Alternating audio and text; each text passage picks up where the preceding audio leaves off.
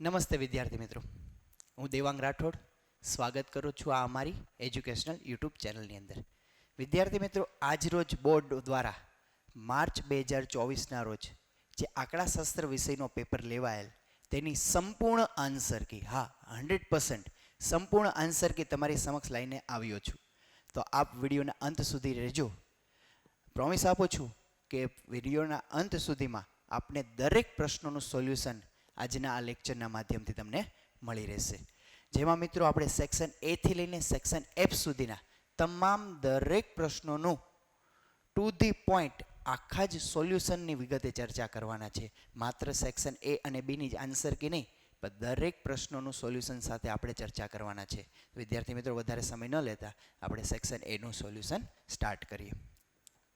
તો સેક્શન એની અંદર મિત્રો પહેલો પ્રશ્ન છે કે સૂચકાંકની રચનામાં કઈ સરેરાશને શ્રેષ્ઠ સરેરાશ ગણવામાં આવે છે? તેનો મિત્રો આન્સર આવશે ગુણોત્તર મધ્યકને શ્રેષ્ઠ સરેરાશ તરીકે ગણવામાં આવે છે. ટેક્સ્ટબુકનો સ્વાધ્યાયનો જ પ્રશ્ન છે. મિત્રો, આ જે 20 MCQ છે એમાંથી 18 MCQ ટેક્સ્ટબુકના બેઠા જ પ્રશ્નો છે. હા, સ્વાધ્યાયના જ પ્રશ્નો છે. અને બાકીના 2 પ્રશ્નો છે એ તમને તમારી મૌલિકતાથી આન્સર આવડી જાય એ જ રીતના પ્રશ્નો અહીંયા મૂકેલા છે, જે હમણાં તમારી સામે આવશે. એટલે હું કહીશ કે આ સ્વાધ્યાયનો MCQ બેઠો નથી, છતાં પણ તમને એનો આન્સર સહેલાઈથી આવડશે. ત્યારબાદ મિત્રો MCQ નંબર છે 2 કે પાસેના સૂચકાંકનું સૂત્ર મેળવવા વસ્તુઓનો ભાવ સાપેક્ષ P1/P0 ને ખર્ચને કયો ભાર આપવામાં આવે છે? તો મિત્રો એનો આન્સર આવશે C. P0 અને Q1 એને ભાર તરીકે ઓળખવામાં આવે છે. ત્યારબાદ છે MCQ નંબર 3 કે વિકર્ણ આકૃતિમાં બધા જ બિંદુઓ એક જ સુરેખા પર હોય તો R ની કિંમત શું થાય? હવે એક જ સુરેખા પર, હવે એ નથી કીધું કઈ કે ધન કે ઋણ, પણ એક જ સુરેખા પર હોય. જેમ કે અહીંયા તમે ફર્સ્ટ આકૃતિ દ્વારા જોઈ શકો છો કે ક્રમશઃ સતત વધારો છે પણ એક જ સુરેખા પર છે, ક્રમશઃ સતત ઘટાડો છે પણ એક જ સુરેખા પર છે. આંશિક નથી, સંપૂર્ણ ધન સહસંબંધ છે અને સંપૂર્ણ ઋણ સહસંબંધ છે. તો અહીંયા મિત્રો આન્સર તમારો આવી શકે છે બી, જેને આપણે +1 અથવા -1 તરીકે ઓળખી શકીએ છીએ. તો સૂચકાંક વિકર્ણ આકૃતિમાં એક જ સુરેખા પર આવેલા બિંદુઓની રચના તમે કરો તો આ 2 રચના મળવા પાત્ર થાય. એટલે અહીંયા તમારો આન્સર બનશે 1 અથવા તો -1. ત્યારબાદ મિત્રો MCQ નંબર છે 4 કે જો σd² બરાબર 0 હોય તો ક્રમાંક સહસંબંધાંક એટલે કે R ની કિંમત એ શું બને? એ તમને આ પ્રશ્ન પૂછવામાં આવેલો છે. તો એ મિત્રોનું સોલ્યુશન આપેલું જ છે, એ આપણે સમજીએ. R નું સૂત્ર છે મિત્રો 1 - 6σd²/n² - 1. ED² ની કિંમતને આપણે 6 સાથે મલ્ટીપ્લાય કરશું. હવે ED² ની કિંમત તમને કેટલી લેવાની કીધી? 0. 0 ને તમે 6 સાથે મલ્ટીપ્લાય કરતા અંશમાં કિંમત કેટલી બનશે? 0. અંશમાં કિંમત 0 બને તો છેદમાં જે કંઈ કિંમત હોય આન્સર બની જશે 0. અને 1 - 0 લેસ કરતા આપણો મિત્રો આન્સર બનશે 1. તો અહીંયા તમારો આન્સર બનશે C, જેનો જવાબ આવશે 1. ત્યારબાદ MCQ નંબર 5 છે જો y ની x પરની નિયત સંબંધ રેખા 2x + 3y - 50 બરાબર 0 હોય તો byx ની કિંમત શોધો. એટલે y ની x પરની નિયત સંબંધ રેખામાં તમને b નું મૂલ્ય કેટલું થશે એ તમને શોધવાનું કીધું છે. પણ અહીંયા y તરીકે તમને સમીકરણ આપેલ નથી, પણ જે માહિતી આપેલ છે એમાં y ને કરતા બનાવીને બાકીના પદનું સમીકરણ સોલ્વ કરતા તમને મિત્રો b અને a બંનેની વેલ્યુ પ્રાપ્ત થશે. જેમ કે 2x + 3y - 50 બરાબર 0. 2x આ બાજુ પ્લસ છે, સામેની બાજુ લઈ જતા શું થશે? માઇનસ થશે. 50 આ બાજુ માઇનસ છે, સામેની બાજુ લઈ જતા શું થશે? માઇનસ હશે. y વાળું પદ હોય એને મિત્રો મેં તમને કરતા બનાવવાની વાત કરી છે, કારણ કે આપણું સમીકરણ છે y વાળું, એટલા માટે y ના પદને આપણે કરતા બનાવીશું. તો પદ બનશે 3y = 50 - 2x. હવે 3 છે ગુણાકારમાં છે, અહીંયા આવશે શું થશે? ભાગાકારમાં થશે. તો 50/3 અને -2/3x એટલે મિત્રો અહીંયા પદ આપણું બને કે y બરાબર 50 ને 3 વડે ભાગે એટલે કદાચ 16.67 સમથિંગ આન્સર આવે. 16.67 - 2/3x આપણું સૂત્ર છે y બરાબર a પ્લસ બી એક્સ. તો મિત્રો અહીંયા બીનું મૂલ્ય શું બનશે? -2/3. એટલે મિત્રો તમારો આન્સર આવશે સી, કે -2/3 એ તમારો રાઈટ આન્સર બનશે. ત્યારબાદ છે એમસીક્યુ નંબર 6.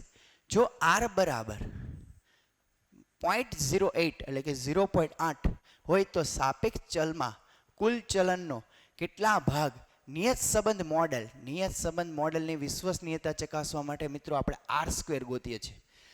તે સમજાવી શકાય છે. હવે R² એટલે કે અહીંયા આપણી પાસે બિગ R² અથવા સ્મોલ R² બે એક જ થાય, તમને ખ્યાલ છે મિત્રો. આરની કિંમત કેટલી છે? 0.8. 0.8નો સ્ક્વેર કરતાં તમને આન્સર કેટલો મળશે? 0.64. પણ એની વિશ્વસનીયતા ચકાસવા માટે નિયત સંબંધ મોડેલ એને તમે 100 સાથે મલ્ટીપ્લાય કરતા તમારો મિત્રો આન્સર કેટલો આવશે? 64%. એટલા માટે મિત્રો તમારો અહીંયા આન્સર બનશે બી, 64%. ત્યારબાદ મિત્રો એમસીક્યુ નંબર 7 કે સામાયિક શ્રેણીના કયા ઘટકનું અનુમાન મેળવવું અશક્ય હોય છે? ત્યારે મિત્રો એનો આન્સર આવશે યાદચ્છિક ઘટક. એમસીક્યુ નંબર છે 8 કે વલણ શોધવાની કઈ રીતથી ટૂંકા ગાળામાં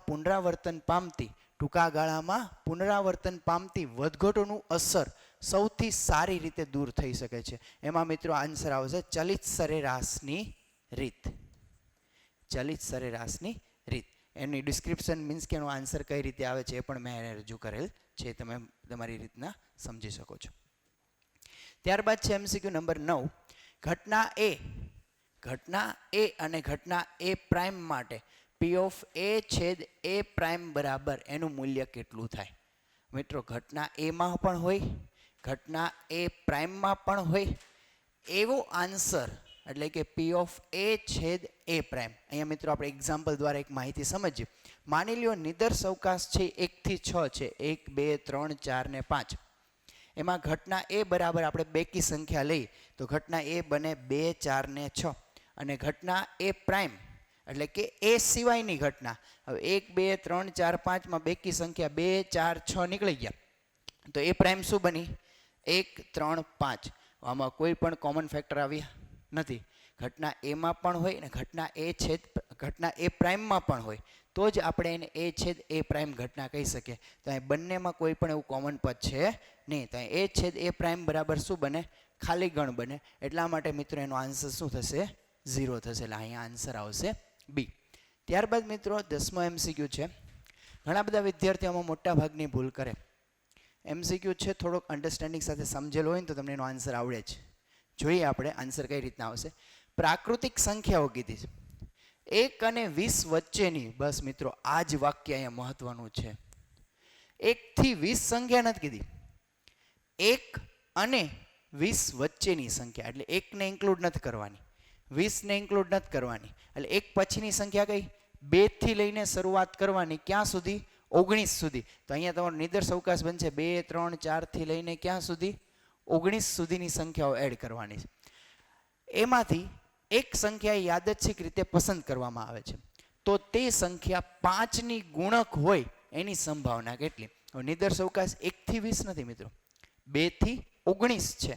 તો એની 5ની ગુણક સંખ્યા એટલે 5, 10 અને 15.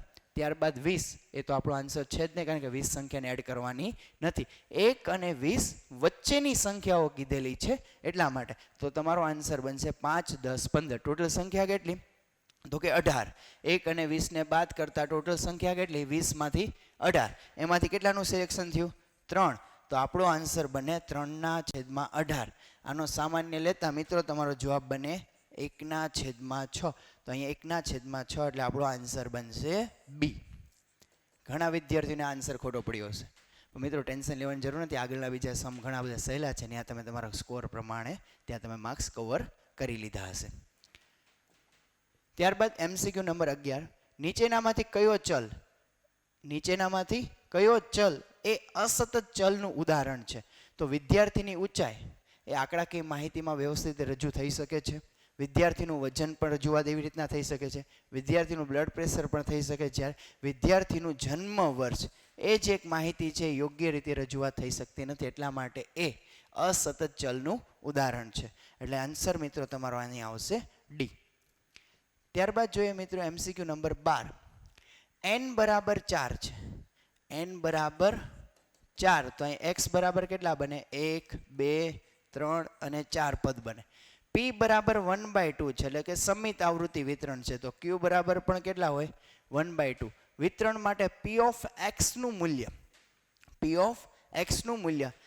x ની કઈ કિંમત માટે મહત્તમ બનશે એટલે કે તમે p ઓફ 0 અથવા p of 1 p of 2 p of 3 p of 4 ની વેલ્યુ મેળવો બધાનો આન્સર મળી જાય એ બધા જ આન્સર માંથી કયા આન્સરની કિંમત સૌથી મોટી આવે છે મોટી મીન્સ મહત્તમ આવે છે જો કોઈનો આન્સર 0 હશે કોઈનો આન્સર 2 હશે કોઈનો આન્સર 3 હશે કે 4 હશે એટલે કે p ઓફ 0 ની વેલ્યુનો આન્સર શું આવે છે p ઓફ 2 નો આન્સર શું આવે છે p ઓફ 3 નો આન્સર શું આવે છે p ઓફ 4 નો આન્સર શું આવે એ ચારેયના આન્સર મેળવ્યા બાદ જેની વેલ્યુ એટલે કે જેની કિંમત સૌથી મોટી હશે એ તમારો મિત્રો આન્સર બનશે તો એની પણ ગણતરી અહીંયા તમારી સમક્ષ મેં રજૂ કરેલ છે કે p બરાબર 1/2 q બરાબર 1/2 n બરાબર 4 છે તો આપણે એક્ઝામ્પલ લઈએ કે x બરાબર 0 1 2 3 અને 4 આ ચારે ચારની વેલ્યુ મૂકવાની છે એટલે 4c0 4c1 4c2 4c3 4c4 અને p અને q કેવા છે સમિત છે સરખા છે આપણા સૂત્ર મુજબ કિંમત મૂકી NCH p raise to x q raise to n - x એ પ્રમાણે કિંમત મૂકતા પહેલાનો જવાબ આવે છે 1/16 બીજાનો જવાબ આવે છે 4/16 ત્રીજાનો જવાબ આવે 6/16 ચોથાનો જવાબ આવે 4/16 અને પાંચમી કિંમત એટલે કે x બરાબર 4 હોય ત્યારે જવાબ આવે 1/16. હવે મિત્રો આમાંથી સૌથી મહત્તમ કિંમત કેટલી તરત તમને ખ્યાલ આવે કે સર 6/16 તો 6/16 એ સૌથી મહત્તમ કિંમત છે પણ એ મહત્તમ કિંમત ક્યારે પ્રાપ્ત થઈ જ્યારે x બરાબર 2 હતા ત્યારે મહત્તમ કિંમત પ્રાપ્ત થઈ જેમ કે 6/16 એ કોની વેલ્યુ છે x બરાબર 2 ની અહીંયા મિત્રો તમારો આન્સર બનશે b. ત્યારબાદ મિત્રો આપણે નેક્સ્ટ જોઈએ MCQ નંબર 13 એક દ્વિપદી વિતરણનો મધ્યક 5 છે મધ્યક એટલે મિત્રો આપણે NP તરીકે ઓળખીએ છીએ અને તેનો વિચરણ 10/7 એટલે કે NPQ બરાબર 10/7 છે તો આ વિતરણ કેવું બનશે ધન છે ઋણ છે કઈ રીતે ખબર પડે કે p ની વેલ્યુ છે 0.5 કરતાં મોટી છે કે p ની વેલ્યુ 0.5 કરતાં નાની છે એના આધારે આપણે આન્સર ગુણધર્મના નિયમ મુજબ નક્કી કરી શકીએ કે ધન વિષમતાક છે કે ઋણ છે તો અહીંયા મિત્રો આપણે કિંમત મૂકીએ p અને q ના આધારે પછી સોલ્યુશન મેળવીએ કે આપણને p ની કિંમત શું મળવા પાત્ર થાય તે NP બરાબર કેટલા છે 5 NPQ બરાબર કેટલા છે 10/7 આપણી પાસે p ની વેલ્યુ છે નહીં તો p ની વેલ્યુ આપણને મળવા પાત્ર થાય તો આપણે ડિસાઈડ કરી શકીએ કે 0.5 કરતાં નાની છે કે 0.5 કરતાં મોટી છે જો એનો આન્સર 0.5 કરતાં મોટી કિંમત હશે તો એ ધન વિષમતાક છે ઋણ વિષમતાક છે નહીતર એ આન્સર ધન વિષમતાક છે તે રીતે ગણાશે તો અહીંયા આપણી પાસે સૂત્ર છે કે NPQ બરાબર 10/7 એ આપણી પાસે કિંમત છે NP ની વેલ્યુ કેટલી છે 5 તો NPQ માં NP બરાબર આપણે 5 મૂક્યા એટલે આ સ્ટેપ શું બન્યો 5Q બરાબર 10/7 આ 5 અહીંયા ગુણાકારમાં અહીંયા ભાગાકારમાં આવે આવી રીતે લખી શકીએ q બરાબર 10/7 પંચા 35 આના 5 વડે ભાગ પાડીએ તો આના 5 વડે ભાગ પાડતા 2 આવે ને આના 5 વડે ભાગ પાડતા 7 આવે એટલે q બરાબર 2/7 એવો આન્સર બને. હવે q બરાબર 2/7 મળ્યા તો એની મદદથી આપણને કોનો આન્સર મળે p નો તો p નું સૂત્ર શું બને 1 - q 1 - 2/7 7 × 7 7 માંથી 2 જાય એનો આન્સર શું આવે 5/7 તો આનો આન્સર છે 0.5 કરતાં કેવો છે મિત્રો મોટો છે તો આપણે લખી શકીએ કે p 5/7 greater than is equal to 1/2 એટલે મિત્રો એનો આન્સર કેવો બનશે ઋણ વિષમતાક જો 0.5 કરતાં ઓછી કિંમત હોય તો આન્સર કેવો બને ધન વિષમતાક તો અહીંયા મિત્રો આન્સર આવશે ઋણ વિષમતાક આન્સર b. ત્યારબાદ 14મો પ્રશ્ન છે કે પ્રામાણ્ય વક્ર હેઠળનું કુલ ક્ષેત્રફળ કેટલું છે તમને ખ્યાલ છે મિત્રો ડાબી બાજુનું ક્ષેત્રફળ કેટલું છે 0.5 જમણી બાજુનું ક્ષેત્રફળ કેટલું છે 0.5 આખાનું ક્ષેત્રફળ કેટલું છે 1 તો અહીંયા મિત્રો આન્સર આવશે C.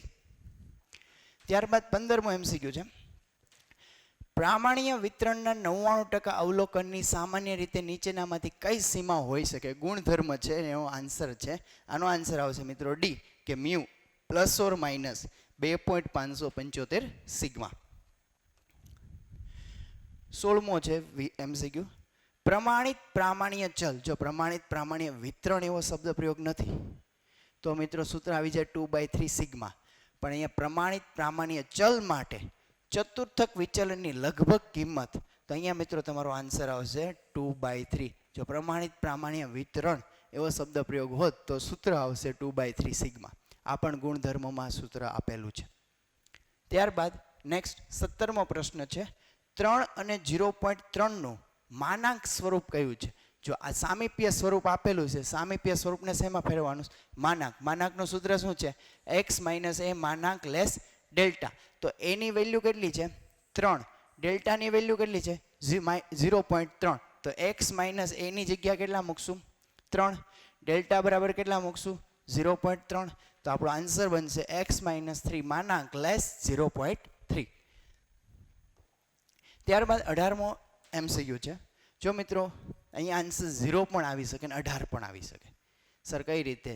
તો તમને પહેલાં તો ખબર હોવી જોઈએ આ લક્ષનો ચેપ્ટરનો પ્રશ્ન છે કે વિકલન ચેપ્ટરનો. જો લક્ષ ચેપ્ટરનો ક્વેશ્ચન હોય તો મેં તમને અગાઉ સમજાવતી વખતે વાત કરેલી કે અહીંયા આન્સર રહેશે 18. જો વિકલન હોત તો આન્સર કેવો થઈ જાય? 0 થઈ જાય. અહીંયા લિમિટ x ટેન્ડ્સ ટુ -2 18 ની કિંમત શું થાય? x નું મૂલ્ય છે -2 છે. એ મૂલ્ય તમે 18માં કિંમત મૂકવા જાઓ, 18ની સાથે કોઈ x છે ને માની લો 18x હોત તો તમે -2 મૂકીને 18 × 36 -36 આન્સર આવી શકે. પણ x નું કોઈ મૂલ્ય જ નથી એટલે આન્સર 18 નો 18 રહેશે. એટલે લક્ષ ચેપ્ટરનો છે એટલે મિત્રો અહીંયા આન્સર બનશે C. આન્સર આવશે 18. મિત્રો આ ટેક્સ્ટ બુકમાં સ્વાધ્યાયનો બેઠો પ્રશ્ન નથી. આ એક પ્રશ્ન થોડોક અલગ રીતે પૂછેલો છે પણ આન્સર તમને આવડે જો વ્યવસ્થિત રીતે ખ્યાલ આવ્યો હોય તો. ત્યારબાદ છે MCQ નંબર 19. y બરાબર cx વત્તા d. તો c અને d અચળ સંખ્યા હોય તો dy/dx શોધો. વિકલન કીધું છે પ્રથમ વિકલિત ફળ f'(x) કે dy/dx. અહીંયા મિત્રો ચોપડીનો જ પ્રશ્ન છે. હવે ચોપડીમાં એ c ની બદલે આપેલું a અને d ની બદલે આપેલું b. એમાં આન્સર આવતો તો a, એમ અહીંયા આન્સર આવશે c. કઈ રીતે? તો કે સાબિત કરીએ. પ્રથમ વિકલિત મેળવવાનું છે. d છે અચળ સંખ્યા છે. અચળ સંખ્યા છે d એટલે એનો આન્સર કેવો થઈ ગયો? 0. c અને x છે. x નું મૂલ્ય 1 છે. 1 માંથી 1 લેસ કરતા x નું મૂલ્ય થઈ જશે 0 એટલે આન્સર વધે c. આ ભાગાકારના નિયમ મુજબ પણ તમે આન્સર મેળવી શકો. એટલે અહીંયા મિત્રો આન્સર આવશે c. Answer a. ત્યારબાદ મિત્રો 20મો પ્રશ્ન છે જે પણ ટેક્સ્ટ બુકનો નથી પણ આવડે, બહુ સહેલો પ્રશ્ન છે કે f(x) બરાબર 3x² નું વિકલિત શું થાય? f'(x) કીધું છે. 3 દૂને 6x. તો અહીંયા આન્સર બનશે C. તો અહીંયા મિત્રો 20 MCQ સોલ્વ થઈ જાય. તમને 20માંથી કેટલા માર્ક્સ આવ્યા છે તમે કમેન્ટ કરીને જરૂર જણાવજો જેથી કરીને એક મિત્રો ખ્યાલ રહે. ત્યારબાદ મિત્રો વિભાગ B. એના પણ બધા જ આન્સર તમારી સમક્ષ રજૂ કર્યા છે. જ્યાં સમજૂતીની જરૂર હશે ત્યાં હું સમજાવતો જઈશ. બાકી અહીં આન્સર તમારી સામે ડિસ્પ્લે કરતો જઈશ જેથી કરીને તમે તમારા આન્સર ટેલી કરી શકો છો. ગર્ભિત ભાર કોને કહે છે? જે ભારને સંખ્યામાં રજૂ કરી શકાતો ના હોય અને વસ્તુની પસંદગીમાં સમાઈ જતો હોય તેવા ભારને શું કહી શકાય છે? ગર્ભિત ભાર તરીકે ઓળખવામાં આવે છે. આમાં મિત્રો આ બે છે શબ્દ પ્રયોગ છે એનો સમાવેશ તમે કરેલ હોય તો તમને આરામથી 1 માર્ક્સ પૂરો મળી શકે. પેપર ચેકર માર્ક કાપે નહીં. ત્યારબાદ છે 22મો પ્રશ્ન.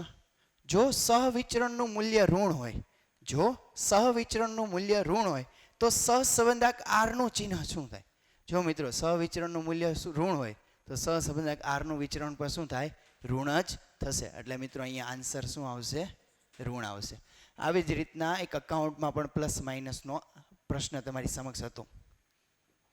23મો પ્રશ્ન છે કે સુરેખ નિયત સંબંધ મોડેલ સમજાવો. તો સુરેખ નિયત સંબંધ મોડેલ બરાબર y બરાબર alpha plus beta plus you. તો એ બીટા ટી પ્લસ યુ એમાં આલ્ફા અને બીટા કેવા છે? અચળાંકો છે અને યુ એ ત્રુટી ચલ છે. આ રીતે તમે પદ લખેલું હોય તો મિત્રો તમને એનો માર્ક્સ મળી જાય પૂરેપૂરો. ત્યારબાદ છે 24મો પ્રશ્ન. સામયિક શ્રેણીના ચક્રીય ઘટકને કયા સંકેત તરીકે ઓળખવામાં આવે છે? તેમાં મિત્રો તમારું ટૂંકું નામ છે CT વડે દર્શાવવામાં આવે છે. ત્યારબાદ છે 25મો પ્રશ્ન. પી ઓફ એ યોગ બી, પી ઓફ એ છેદ બી 0, પી ઓફ એ વત્તા પી ઓફ બી ને ચડતા ક્રમમાં ગોઠવવાના છે. તો મિત્રો ખ્યાલ છે પહેલી કિંમત કઈ આવશે? 0. ત્યારબાદ પી ઓફ એ છેદ બી, ત્યારબાદ પી ઓફ એ, ત્યારબાદ પી ઓફ એ યોગ બી અને ત્યારબાદ લાસ્ટમાં આવશે પી ઓફ એ વત્તા પી ઓફ બી. તો આ ચડતા ક્રમમાં વ્યવસ્થિત ગોઠવેલો હોય તો પણ મિત્રો તમને માર્ક મળી જશે. અસતત યાદચ્છિક ચલની વ્યાખ્યા આપો. અસતત યાદચ્છિક ચલની વ્યાખ્યા આપો. પાર્ટ 2 ચેપ્ટર નંબર 2 નો પ્રશ્ન છે. જે યાદચ્છિક ચલ x વાસ્તવિક સંખ્યા r ની શાંત સંખ્યા અથવા તો ગણ્ય અથવા અનંત કિંમતો ધારણ કરી શકે તેમ હોય તો તેવા ચલ x ને અસતત યાદચ્છિક ચલ કહે છે. આટલું લખ્યું એટલે તમને પ્રોપર 1 માર્ક્સ મળવાપાત્ર થાય. એક્ઝામ્પલ લખવું અનિવાર્ય નહોતું પણ કદાચ લખ્યું હોય તો આ રીતે લખી શકાય. કોઈ એક વર્ગમાં વિદ્યાર્થીઓની સંખ્યા અને કોઈ એક એપાર્ટમેન્ટમાં ફ્લેટની સંખ્યા વગેરે આ અસતત યાદચ્છિક ચલ છે. ત્યારબાદ મિત્રો એમસીક્યુ નંબર વીએસક્યુ નંબર છે 27મો. પ્રામાણ્ય ચલના ઘટત્વ વિધેયમાં, પ્રામાણ્ય ચલમાં ઘટત્વ વિધેયમાં વપરાતા અચળાંકો કયા છે? એક છે પાઈ અને બીજો છે ઈ. તો પાઈની કિંમત શું છે? 3.1416 અને ઈની કિંમત છે 2.7183. ડાયરેક્ટ આન્સર લખ્યો તો પણ ચાલે ને આ રીતે વાક્યમાં પ્રેઝન્ટ કર્યું હોય તો મિત્રો ધી બેસ્ટ. એક પ્રેઝન્ટેશન સારું કર્યું હોય તો એક પેપર ચેકર સામે એક સારા એવા વિદ્યાર્થી તરીકે તમારી છાપ ઊભી થાય અને તમે 95+ માર્ક્સ લાવવા પ્રયત્ન કરતા હોય તો આરામથી તમે લાવી શકો. 28મો પ્રશ્ન છે. એક પ્રામાણ્ય વિતરણના અંતિમ ચતુર્થકો એટલે કયા? Q1 અને Q3. તો અહીં Q1 ની કિંમત કેટલી થશે? 20 અને Q3 ની કિંમત કેટલી થશે? 30. તો તે મધ્યકની કિંમત શોધો. મધ્યક કયો મ્યુ કયો બંને એક જ થયું એનું સૂત્ર છે Q3 + Q1 છેદમાં 2. Q3 કેટલો છે? 30. Q1 કેટલો છે? 20. 30 વત્તા 2 એટલે કેટલા થશે? સોરી 30 વત્તા 20 એટલે કેટલા થશે? 50. 50 ભાગ્યા 2 એટલે આન્સર કેટલો આવશે? 25. મિત્રો અહીંયા મિસ્ટેક છે, આ ગુણાકાર છે, ગુણાકાર નહીં આવે, પ્લસ આવશે. ત્યારબાદ છે 29મો પ્રશ્ન. માનાંક સ્વરૂપ આપ્યું છે x - a માનાંક લેસ ડેલ્ટા. તો આના ઉપરથી કહી શકે a બરાબર કિંમત કેટલી છે? 10. ડેલ્ટા બરાબર કેટલા છે? 1/10 કહી શકો અથવા તો આને તમે જો પોઈન્ટમાં ફેરવા હોય તો 0.1 પણ લખી શકો. આના પરથી તમારે કયું સ્વરૂપમાં ફેરવવાનું? સામીપ્ય સ્વરૂપ. સામીપ્ય સ્વરૂપનું સૂત્ર શું છે? a delta. a ની કિંમત કેટલી આવી? 0.1 લખી શકો. સોરી, a ની કિંમત છે 10 અને ડેલ્ટાની 0.1 લખો અથવા તો આ રીતે પ્રેઝન્ટ કર્યું હોય 1/10 તો પણ હાલે. જો મિત્રો અહીંયા તો સાથે મેં આન્સર મૂકેલો જ છે. વ્યવસ્થિત રીતે આન્સર લખ્યો એટલે તમને 1 માર્ક્સ મળી જાય. 30મો પ્રશ્ન, લાસ્ટ વીએસક્યુ પ્રશ્ન. વિધેયના સ્થિર બિંદુઓ કોને કહે છે? વિધેયના સ્થિર બિંદુઓ કોને કહે છે? જે બિંદુઓ વિધેય f of x ને મહત્તમ અથવા તો ન્યૂનતમ કિંમતો મળે છે. જે વિધેયમાં f of x ની મહત્તમ અથવા ન્યૂનતમ કિંમત મળે છે તેને કયા બિંદુઓ કહેવામાં આવે છે? સ્થિર બિંદુઓ તરીકે ઓળખવામાં આવે છે. ત્યારબાદ મિત્રો હવે સેક્શન સી સ્ટાર્ટ કરીએ. મોટાભાગના વિદ્યાર્થીઓને કદાચ જો માર્ક કટ થશે ને તો આ સેક્શનમાં છે, પણ જે વિદ્યાર્થીઓ બોર્ડમાં પૂછાયેલી જો થિયરીના પ્રશ્નો પ્રિપેર કર્યા હશે ને તેને આ પ્રશ્ન સેક્શનમાં પણ માર્ક્સ કટ નહીં થાય. એક છે કે દર વર્ષની સરખામણીમાં આ વર્ષે થિયરીનું પ્રમાણ થોડું વધારે રાખ્યું છે, પણ એ તો તમને પહેલેથી મિત્રો ખ્યાલ હતો જ કે જનરલ ઓપ્શન આવતા સ્ટેટિસ્ટિકમાં થિયરીનું પ્રમાણ વધારે હશે. અને મેં તમને એવું કીધેલું કે સેક્શન ડીમાં નહીં જોવા મળે, પરંતુ સેક્શન સીમાં તો થિયરીનું પ્રમાણ વધારે જોવા મળશે જ, જે તમે બોર્ડમાં જોઈ શકો છો મિત્રો. અને મોટા ભાગના એવા પ્રશ્નો છે કે જે બોર્ડની અંદર થિયરીના પ્રશ્નો વારંવાર પૂછાઈ ગયેલા હોય, તો પૂછાઈ ગયેલા પ્રશ્નો બોર્ડ ફરી વખત વારંવાર પૂછતી હોય છે. આજનો આ પેપર પણ તમે જોઈ શકો છો, આખો ટેક્સ્ટ બુકમાંથી બનેલો છે. ટેક્સ્ટ બુકનું કાં તો ઉદાહરણ હશે, કાં તો કોઈ પણ પેટા સ્વાધ્યાય હશે, કાં તો મુખ્ય સ્વાધ્યાયના કોઈ સેક્શનમાંથી સમ લીધેલો હશે. બધા જ 18 MCQ ટેક્સ્ટ બુકના બેઠા છે મિત્રો. 20 20 10 10 VSQ પર ટેક્સ્ટ બુકના છે. સેક્શન સી થી માંડીને સેક્શન એફ સુધીના કોઈ પણ દાખલાઓ 12થી કે રકમમાં પણ છેડખાની નથી કરી. બધા જ પ્રશ્નો ટેક્સ્ટ બુકના બેઠા મૂક્યા છે. માત્ર કદાચ વર્ષમાં ફેરફાર કર્યો હોય અથવા ટાઇટલમાં નામમાં ફેરફાર કર્યો હોય પણ એના આન્સરો પણ બેઠા જ આવે છે. તો એ જો તમે ટેક્સ્ટ બુકને વધારે મહત્ત્વ આપ્યું હશે, બીજા કોઈ મટીરિયલ XYZ ને મહત્ત્વ ઓછું આપ્યું હશે, તો મિત્રો તમારા માર્ક્સ અવશ્ય આવ્યા જ હશે. પણ ઘણા બધા વિદ્યાર્થીઓનું કામકાજ એવું હોય ને કે પોતાની જાતને એટલી મહાન સમજી લે ને કે ટેક્સ્ટ બુક કરતાંય પોતાની જાતને મહાન સમજે. એટલે ટેક્સ્ટ બુક પ્રિફર જ ન કરે. ફલાણું મટીરિયલ માર્કેટમાં બહુ વેચાય છે, ફલાણું મટીરિયલની યુટ્યુબમાં આ ચેનલ ઉપર વાત કરવામાં આવી હતી, આમાંથી જ પેપર નીકળે. પણ મિત્રો એ મટીરિયલ પણ એમાંથી જ બનાવ્યું હોય જે તમારી ચોપડીમાં હોય. એટલે ઓલવેઝ તમારે મિત્રો ટેક્સ્ટ બુકને જ વધારે પ્રાધાન્ય આપવું જોઈએ. એટલે જે વિદ્યાર્થીઓ ટેક્સ્ટ બુકને વધારે પ્રાધાન્ય આપ્યું હશે અને બોર્ડમાં પૂછાયેલા પ્રશ્નોનું વધારેમાં વધારે રિવિઝન કર્યું હશે ને એવા વિદ્યાર્થીને સેક્શન સીમાં ક્યારેય તકલીફ નહીં પડી હોય. અને મિત્રો અહીંયા એવા જ પ્રશ્નો તમારી સામે છે જે બધા જ પ્રશ્નો આપણે ટેસ્ટ સિરીઝની અંદર, રાઉન્ડ ટેસ્ટની અંદર આ બધા જ થિયરીના પ્રશ્નો પણ મેં તમારી સામે મૂકેલા છે. પરંતુ ત્યારે પણ તમે શું કર્યું હતું? સમને પ્રાયોરિટી આપી હોય, થિયરીને ગૌણ સમજી હોય. જ્યારે અહીંયા થિયરી વધારે પ્રમાણમાં કરી નાખી હોય ને ત્યારે અવશ્ય થિયરી તમારે લખવી જ પડે. ભાઈ ક્યાં જવાના સર, હવે તમે કીધું એ સાચું હતું પણ હવે તમે માનવાના નથી, પેપર તો પૂરો થઈ ગયો, હવે 3 દિવસ પછી BAનો પેપર છે એની તૈયારી કરીએ છીએ. જો મિત્રો 3 દિવસ છે BAના પેપરમાં, 3 દિવસની રજા આપી છે. હજી તમને એક હિન્ટ આપી શકું, BAનો પેપર લેન્ધી નીકળી શકે છે. તમારી લખવાની સ્પીડ વ્યવસ્થિત હશે તો તમને BAના પ્રશ્નોમાં ક્યારેય તકલીફ નહીં પડે. ચલો વધારે સમય ન લેતા આપણે આગળ સેક્શન સી કન્ટિન્યુ કરીએ. ફિશરના સૂચકાંકને આદર્શ સૂચકાંક શા માટે કહેવામાં આવે છે? જો મિત્રો અહીંયા વ્યવસ્થિત રીતે તમે 4 પોઈન્ટ તમે લખ્યા હોય તો પ્રત્યેક પોઈન્ટના 0.5 માર્ક્સ એમ કરીને તમને 2 માર્ક્સ મળવા પાત્ર થાય. આન્સર તમે જોઈ શકો છો. આપણે આગળ જઈએ. બીજો પ્રશ્ન જે વારંવાર મિત્રો મેં કીધેલું કે દરેક ચેપ્ટર છે એના ગુણધર્મને તમે વધારેમાં વધારે પ્રાયોરિટી આપજો. મેં એવું કીધું હતું ઓછામાં ઓછા 2 કે તેથી વધારે પ્રશ્નોના ગુણધર્મોવાળા પ્રશ્નો તમારી સામે સેક્શન સી અથવા સેક્શન ડીની અંદર રજૂ થઈ શકે છે. ઘણા મિત્રોને એવું કહેવું હતું કે સર ગુણધર્મ જાજા હોય તો સેક્શન ડીની બદલે સેક્શન સીમાં પૂછાઈ શકે? તો કે હા પૂછાઈ શકે. તમારી સામે એવા ઘણા બધા પ્રશ્નો થયા કે 2 માર્કના પ્રશ્નો 3 માર્કમાં પૂછાણો હોય, 3 માર્કના પ્રશ્નો 2 માર્કમાં પૂછાણો હોય. તો યોગ્ય માર્કને ધ્યાનમાં રાખીને તમારે લખાણ લખવું પડે. જેમ કે આ પ્રશ્ન અહીંયા 2 માર્કમાં તમારી સામે છે તો વ્યવસ્થિત 4 અથવા તો 5-6 મુદ્દા લખ્યા હોય તો તમને માર્ક્સ મળી જાય, માર્ક કટ કરી શકે નહીં. તો આ સહસંબંધના ગુણધર્મો તો મિત્રો તમને આવડતા જ છે કારણ વારંવાર બોર્ડમાં પૂછાઈ ગયેલો પ્રશ્ન છે. ત્યારબાદ મિત્રો 33મો પ્રશ્ન છે, કેલ્ક્યુલેશન વાળો છે એટલે તમને બધાને મજા આવે કે હાસ થિયરી 2 પ્રશ્નો, ભાઈ ત્રીજો એક પ્રેક્ટિકલ આવ્યો. જોઈએ પ્રશ્ન શું કહેવા માંગે છે. b બરાબર 1.5 નિયત સંબંધનો પ્રશ્ન છે. r બરાબર 0.8. જો x નું પ્રમાણિત વિચલન x બરાબર 1.6, જો વિચરણ કે તો મોટું પદ, વિચલન કે તો નાનું પદ, એટલે કે sx બરાબર 1.6 હોય તો y નું પ્રમાણિત વિચલન શોધો, એટલે કે sy બરાબર પ્રશ્નાર્થ. તો અહીંયા મિત્રો b ની કિંમત તમારી પાસે અવેલેબલ છે, r ની કિંમત તમારી પાસે અવેલેબલ છે. અહીંયા તમારે આ સૂત્ર મૂકવું પડે કે b બરાબર r dot sy upon sx. તો તમે કિંમત મૂકો તો b બરાબર તમને કિંમત કઈ આપેલી? 1.5. r બરાબર કિંમત કઈ આપેલી? તો કે 0.8. sy આપેલો તો કે યસ sy આપણને ગોતવાનો કીધો પણ sx આપેલો તો sx ની કિંમત કેટલી થશે? 1.6.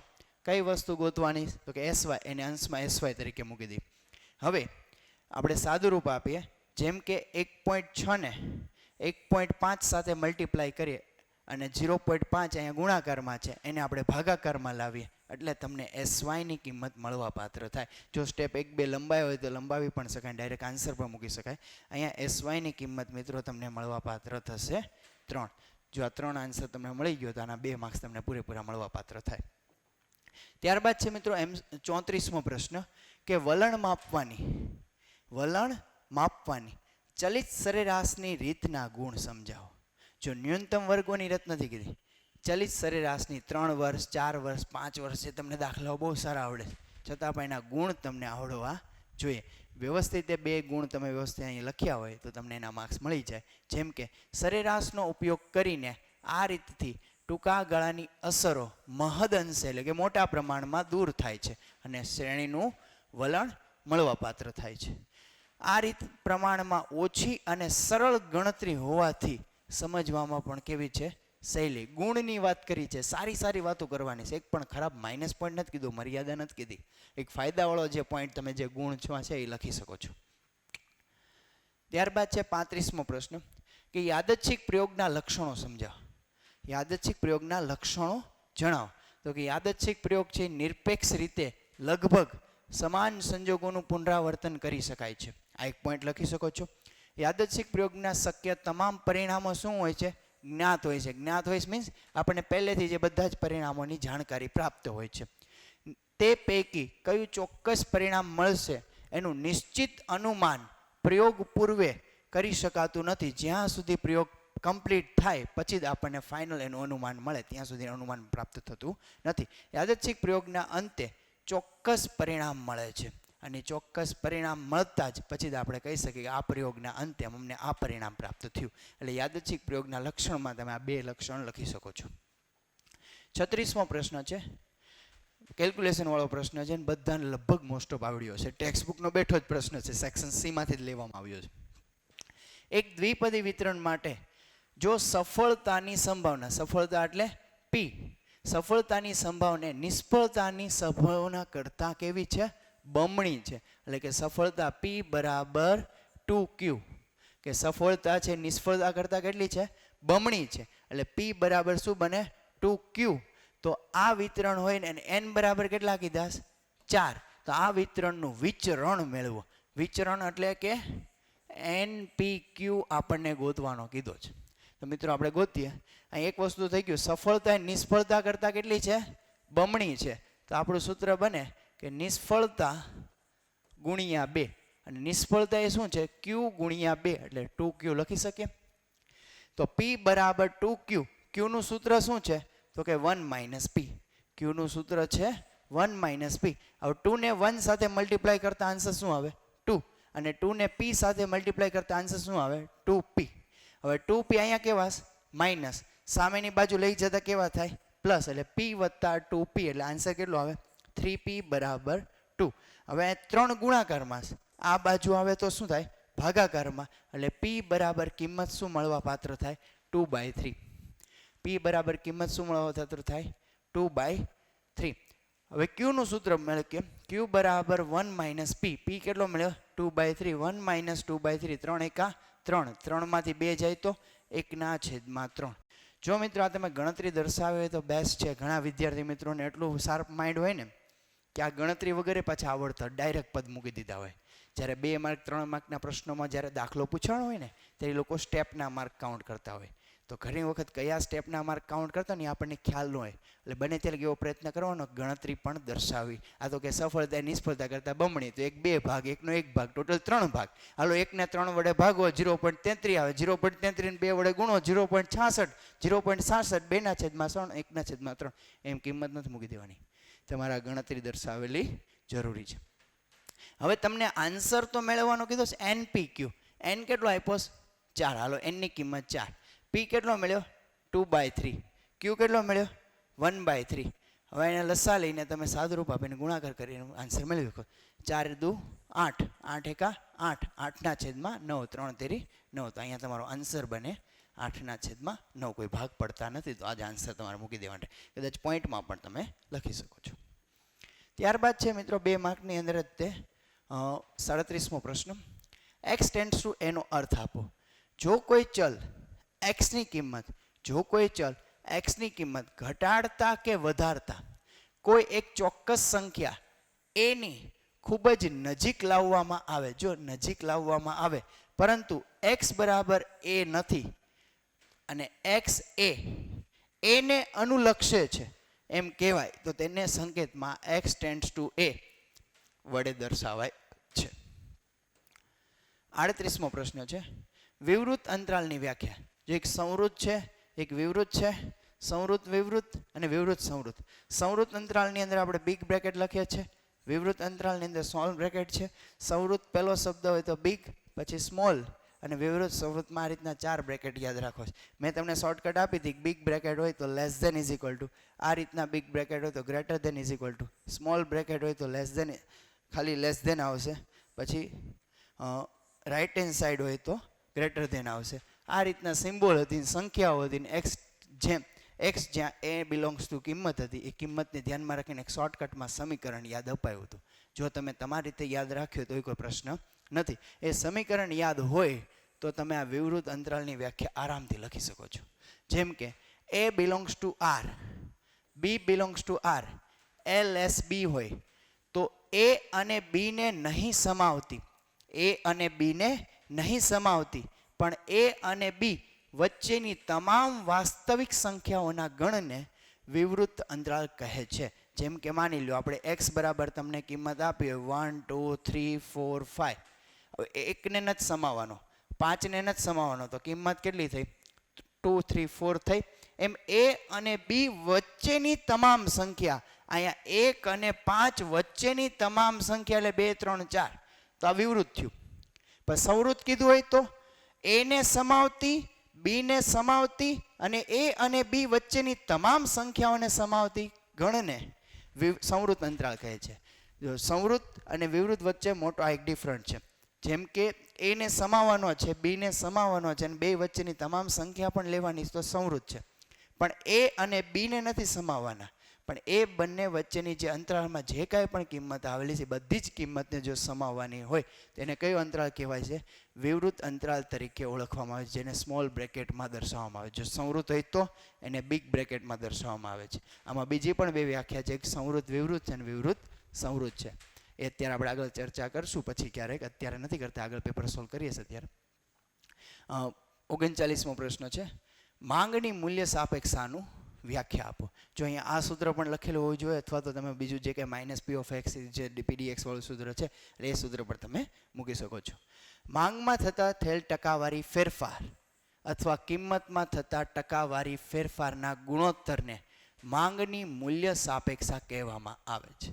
માંગની મૂલ્ય સાપેક્ષાનું સૂત્ર છે માંગમાં થતો ટકાવારી ફેરફાર એના છેદમાં થતો કિંમતમાં થતો ટકાવારી ફેરફાર. સૂત્ર અને એક આન્સર વ્યવસ્થિત લખેલો એટલે 2 માર્ક્સમાં 2 પોઈન્ટ થઈ જાય કાઉન્ટ, અને તમને 2 માર્ક્સ મળવા પાત્ર થાય. ત્યારબાદ મિત્રો વિભાગ ડી આવે છે. અહીંયા તમારો વિભાગ સી સોલ્વ થઈ જાય. એમાંથી તમારે જનરલ ઓપ્શનમાં અમુક પ્રશ્નો કાઢ્યા હશે, પણ અહીં તમારી સામે તમે પૂરેપૂરા માર્ક્સનું સોલ્યુશન રજૂ કરું છું. વિભાગ ડીની અંદર 40મો પ્રશ્ન છે. ઘણા વિદ્યાર્થીઓ અહીંયા ભૂલ કરી હશે, ના સર આ તો આવડે, પણ હમણાં જો તમારી ભૂલને તમારી સામે રજૂ કરું છું. 2008-9 થી લઈને 2015-16 સુધીનો ડેટા છે તમારી પાસે. ખાદ્ય પદાર્થ ચીજ વસ્તુના ભાવમાં પરંપરિત આધારે મેળવેલો સૂચકાંક તમારી પાસે તૈયાર છે. એટલે આપણને આપેલ માહિતી કઈ છે? પરંપરિત આધારે સૂચકાંક છે. નીચેની માહિતી પરથી અચલ આધારે સૂચકાંક ગણવાનો છે. એટલે પરંપરિત આધારના સૂચકાંકમાંથી અચલ આધારના સૂચકાંકમાં શું કરવાનું છે? પરિવર્તન કરવાનું છે. અને તમને એવું કીધું આધાર વર્ષ છે ને એ 2007 છે. જો તમને પ્રથમ વર્ષ કયું આપ્યું? 2008-9. તો 2008-9 પહેલા પણ કયું વર્ષ છે હોઈ શકે? તો કે 2007-8. હવે 2007-8 એ આપણું શું છે? તો કે આધાર વર્ષ છે. હવે આધાર વર્ષનો સૂચકાંક કેટલો છે એ આપણને કોઈ માહિતી આપી છે? જુઓ તમે જોઈ લો નિરાતે, 2008-9 થી શરૂ કરીને 2015-16 સુધીનો તમામ ડેટા તમારી પાસે છે. પણ અહીંયા કોઈ પણ જગ્યાએ 2007-8નો સૂચકાંક આપેલ નથી. સૂચકાંક ન આપેલો અને આધાર વર્ષ કીધો હોય એનો સૂચકાંક તમે કેટલો લેવાના છે? 100 ધારણા કરવાના. હવે એનો સૂચકાંક 100 ધારણા કરો તો 2008-9નો પ્રથમ વર્ષનો સૂચકાંક જેટલા પણ 100 લખીને આવ્યા છે એનો આન્સર ખોટો છે. પ્રથમ વર્ષનો સૂચકાંક 100 નહીં આવે મિત્રો. 134.8 ભાગ્યા 100 ગુણ્યા 100 કરતાં 100 કટ થઈ જાય. એટલે પહેલા વર્ષનો આપણો સૂચકાંક 134.8 134.8ના 8 જ રહેશે. કઈ રીતે મિત્રો? આખી કેલ્ક્યુલેશન છે તમારી સામે રજૂ કરું છું. અચલ પરંપરિત આધારના સૂચકાંકમાંથી અચલ આધારના સૂચકાંકમાં પરિવર્તનનું સૂત્ર છે કે ચાલુ વર્ષનો પરંપરિત આધારનો સૂચકાંક એને ગુણ્યા અગાઉના વર્ષનો અચલ આધારનો સૂચકાંક છેદમાં શું આવશે? 100. આ પહેલું જ વર્ષ છે નહીં, આની પહેલાંનું વર્ષ કયું છે?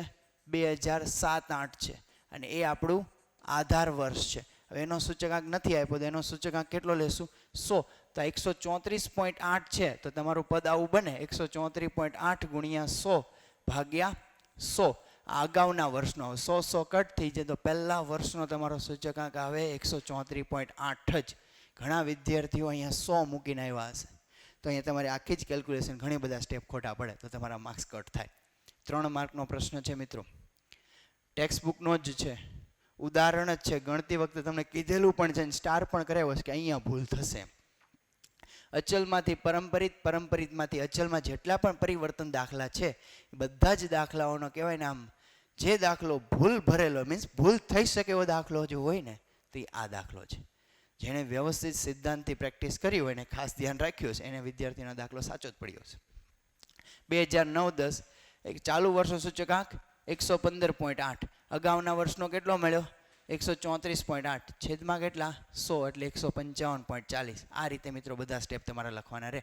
અહીંયા 1, 2, 3, 4, 5, 6, 7, 8 અને એક 9મી ટીક સૂત્રની બને એટલે કે 9 સ્ટેપ છે તો કોઈ 3 સ્ટેપનો તમને 1 માર્ક આપે છે. એમ કે આ 3 સ્ટેપ સાચા પડે હાલો 1 માર્ક, આ 3 સ્ટેપ સાચા પડે 1 માર્ક, એક આ સૂત્ર લખ્યું હોય અને આ સ્ટેપ સાચા પડે 1 માર્ક, એમ કરીને 3 માર્ક તમને આપી દે. ત્યારબાદ મિત્રો 41મો પ્રશ્ન ખૂબ સરળ છે, ટેક્સ્ટ બુકનો જ છે, ઉદાહરણ જ છે. છેલ્લા ઉદાહરણની અંદર આ પ્રશ્ન આપેલો છે મિત્રો, ડાબા પેજ ઉપર ટેક્સ્ટ બુકમાં આપેલો છે. પણ ઘણા વિદ્યાર્થીઓ અહીંયા આધાર વર્ષનો 100 સૂચકાંક પ્લસ કરતા ભૂલી ગયા હોય તો મિત્રો તમારો આન્સરમાં સૂચકાંકમાં છેલ્લે 100 સંખ્યા ઓછી આવે.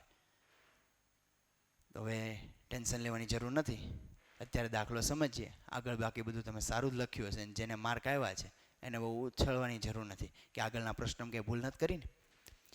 જો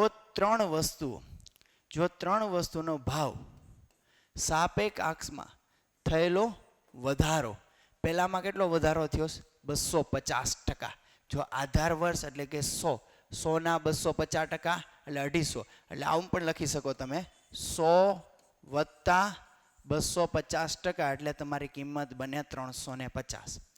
બીજામાં તમને કીધું 265%નો વધારો, આમ પણ લખી શકો 100 વત્તા 265% એટલે તમારો આન્સર બને 365.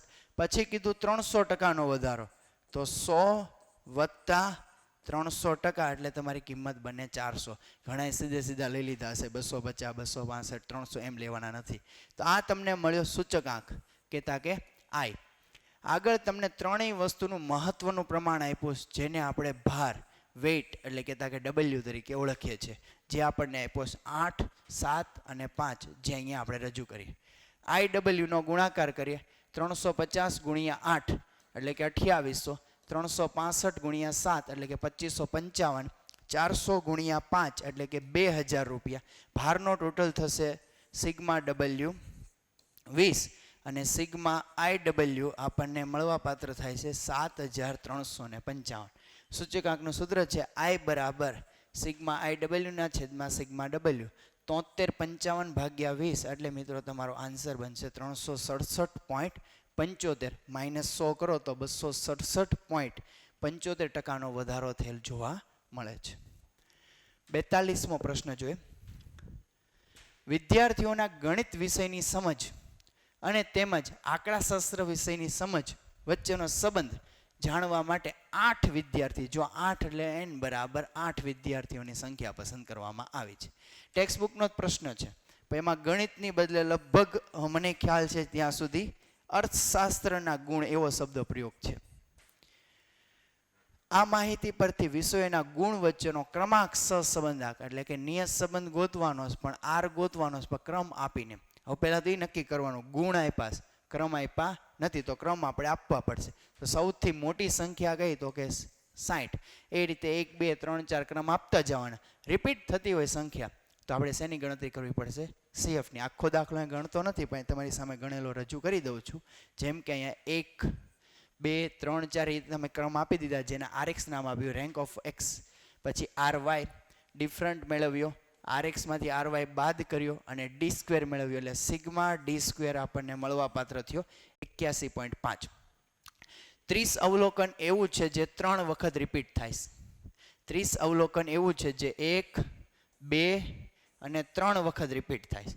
અને જ્યારે બીજી કોલમમાં 20 અવલોકન એવું છે જે 2 વખત રિપીટ થાય છે. તો CFની ગણતરીમાં m બરાબર 3 મળ્યા અને એક m બરાબર 2 મળ્યા. તો અહીં 3નો ઘન માઇનસ 3 ભાગ્યા 12 કરો એટલે તમને કિંમત મળે 2. અને 2નો ઘન માઇનસ 2/12 કરો એટલે કિંમત મળે 0.5. આ બંનેનો સરવાળો કરતા CF તમને મળવા પાત્ર થયો 2.5.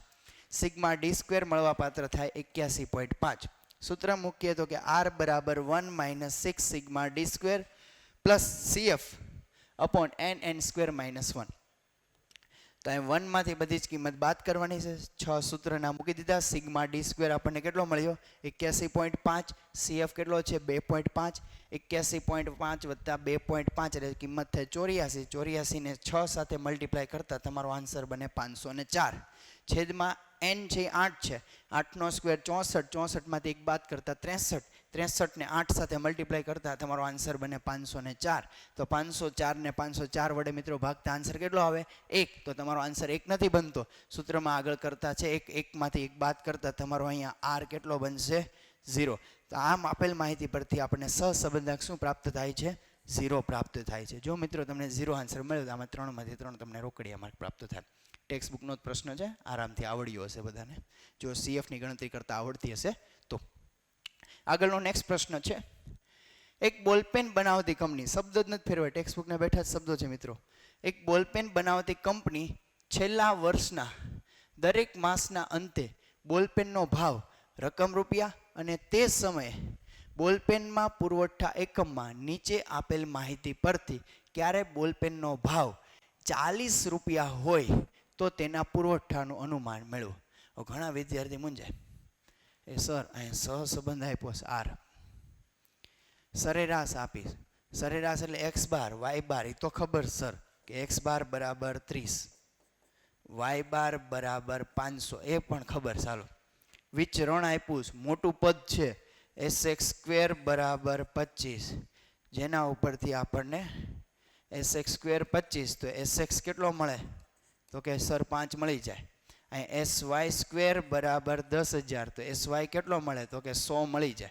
ચલો sx મળી ગયો, sy મળી ગયો, sx સ્ક્વેર sy સ્ક્વેર અને x બાર y બાર અને સહસંબંધક r નું મૂલ્ય છે 0.8. સર આ નિયત સંબંધનો ક્વેશ્ચન છે કે સહસંબંધકનો પ્રશ્ન છે, કેમ ખબર પડે? જો તમને x નું મૂલ્ય મૂકવાનું કહી દીધું, છેલ્લે x બરાબર કેટલા મૂકવાના છે 40 મૂકવાના છે અને પુરવઠાનું અનુમાન પ્રાપ્ત કરવાનું, કોઈ જગ્યાએ એવું નથી કીધું સહસંબંધક મેળવો. સહસંબંધક એવું મેળવવાનું કીધું ને તો ચેપ્ટર નંબર 2 હોય ને સહસંબંધક તમને આપી દીધો છે. એટલે તમારો ચેપ્ટર નંબર 3નો જ ક્વેશ્ચન છે. x બરાબર છેલ્લે 40 મૂકીને આન્સર પ્રાપ્ત કરવાનો છે. પહેલાં b મેળવ્યો, પછી a મેળવો, y કેપ મેળવો અને y કેપમાં x નું મૂલ્ય કેટલું મૂકવાનું છે 40 મૂકવાનું છે. ચાલો ઝડપથી જોઈ લઈએ મિત્રો. અહીં x બાર આપ્યો 30, y બાર આપ્યો 500, sx સ્ક્વેર 25 છે, જેના ઉપરથી મેં તમને વાત કરી sx કેટલો બનશે 5, sy સ્ક્વેર 10,000 છે, જેના ઉપરથી sy કેટલો બનશે 100 અને સહસંબંધ r આપણને કેટલો આપી દીધો છે 0.8 આપણને આપેલ છે. તો સૌ પ્રથમ આપણે b મેળવીએ તો b નું સૂત્ર શું થાય, b બરાબર r into sy upon sx. તેમાં r ની કિંમત કેટલી છે 0.8 જે આપણને આપેલી છે, sy કેટલો છે 100, sx કેટલો છે તો કે 5, 100 ને 5 વડે ભાગી એટલે 20, 20 ગુણ્યા 0.80, 0.8 80%, એટલે કે b બરાબર તમને કિંમત મળશે 16. એની કિંમત મેળવે a બરાબર y બાર માઇનસ bx બાર, y બાર તમને કેટલો આપી દીધો છે અહીંયા 500, એટલે x બાર કેટલો આપ્યો 30 અને b ની વેલ્યુ તમને કેટલી મળી 16, 16 ગુણ્યા 30 એટલે તમારો આન્સર 480. 500 માંથી 480 બાદ કરો મિત્રો, તમારી a ની કિંમત બનશે 20, એટલે b મળ્યો 1.6 સોરી 16, a મળ્યો તમને 20. y ની x પરની નિયત સંબંધ રેખા એટલે કે y કેપ બરાબર a પ્લસ bx, તો 20 વત્તા 1.6 x. આગળના પ્રશ્ન મેં તમને કીધું કે આ 40 તમારે x બરાબર મૂલ્ય મૂકીને પુરવઠાનું અનુમાન મેળવવાનું છે. તો x બરાબર 40 મૂકતા 20 વત્તા 16 ને કેટલા સાથે મલ્ટીપ્લાય કરવાના 40, 16 ગુણ્યા 40 એટલે 640 ને 20 પ્લસ કરો એટલે તમારો મિત્રો આન્સર આવશે 660 એકમો. આ રીતે મિત્રો પ્રોપર બધા સ્ટેપ લખ્યા હોય એટલે તમને 3 માર્ક્સ મળી જાય. આમાં લગભગ કોઈની ઇસ્યુ નહીં આવ્યો ને આ દાખલો બધાને આવડ્યો હશે. 44મો પ્રશ્ન છે, 10 જુદા જુદા વિસ્તારમાં ચોમાસા દરમિયાન પડેલા વરસાદ સેન્ટીમીટરમાં એક્સ અને બાજરીનું ઉપજ ક્લિન્ટનમાં હેક્ટર વાય વચ્ચેનો સંબંધનો અભ્યાસ કરવા માટે મેળવેલ માહિતી પરથી નીચેના મુજબના માપ મળેલ છે. હવે નીચેના માપ ઉપરથી તમારે મિત્રો જોવાનું કયો આન્સર ક્યાં છે. n બરાબર તમને મળી ગયા 10, એક્સ બાર તમારી પાસે તૈયાર છે 40, વાય બાર એ તૈયાર છે 175, એસએક્સ મળી ગયું છે 112.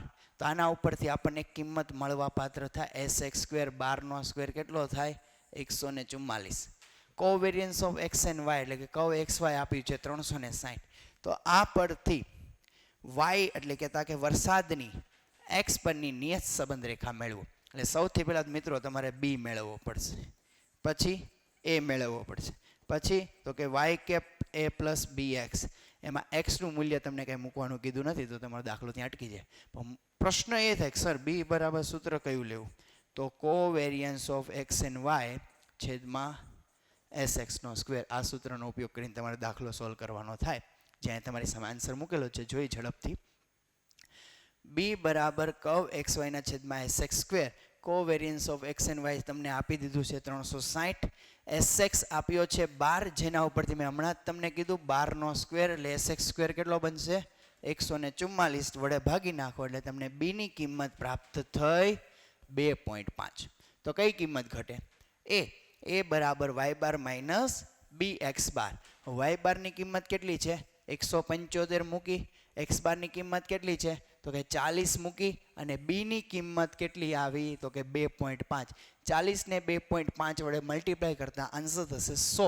175 માંથી 100 બાદ કરતા મિત્રો આપણને એ બરાબર કિંમત કેટલી મળવા પાત્ર થઈ 75. ચલો એ બરાબર મળ્યા 75, બી બરાબર મળ્યા 2.5. એક્સનું કોઈ મૂલ્ય મૂકવાનું નથી કીધું. ફાઇનલ તમારે આ રીતે આન્સર લખવો પડે કે વાયની એક્સ પરની નિયત સંબંધ રેખાનું સમીકરણ વાય કેપ બરાબર એ પ્લસ બી એક્સ. એમાં એની કિંમત તમને કેટલી મળી 75, બીની કિંમત કેટલી મળી 2.5 એક્સ. બસ આ 3 સ્ટેપ છે એટલે તમને 3 માર્ક્સ મળી જાય. 45મો પ્રશ્ન.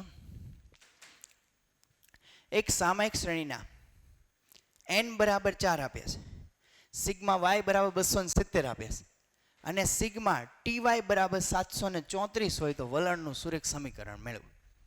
હવે ઘણા મિત્રોને એમ થાય કે સર બીનું સૂત્ર છે કે n સિગ્મા ટી વાય. હાલો સિગ્મા ટી વાય મળી ગયા 734.